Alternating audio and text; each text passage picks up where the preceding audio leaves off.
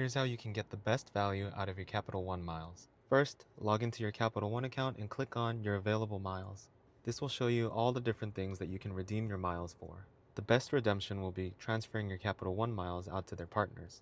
And we'll get to that, but let me show you some of the other options to prove that it's the best. At the lowest level, you can redeem your Capital One miles for cashback, but this has a rate of just 0.5 cents per point. So if you redeemed 10,000 miles, that would only be $50 cash back. But this is horrible because you're getting less than 1 cent per point value. You'd be better off just using a cashback card. Next, you could redeem your miles for experiences, gift cards, PayPal, or Amazon at a rate of 0.8 cents per point. For example, let's redeem our miles for an Amazon gift card. If I wanted a $100 gift card, that would cost me 12,500 miles. And if we check that math, that comes out to 0.8 cents per point.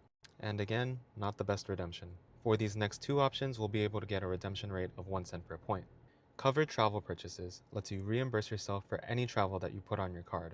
For example, I just looked up this Korean Air flight on Google from Seattle to Incheon on April 22nd for $597. And if I paid for this flight with my Capital One Venture card, then I could go into this tab and essentially erase it from my credit card statement. At a rate of 1 cent per point, that would come out to 59,700 miles. Or I could click on book a trip and that'll take me to the Capital One travel portal, which is kind of like Expedia or Priceline.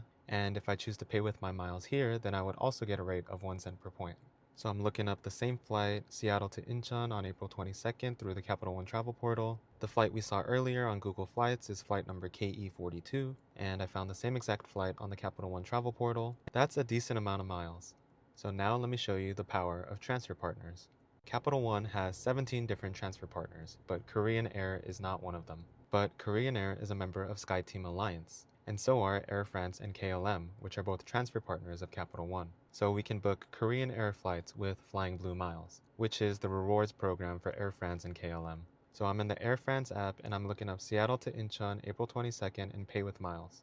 And we can see this Korean Air flight for only 31,000 Flying Blue miles. And if I hit details, we can see it's the exact same flight number KE42 that we saw before.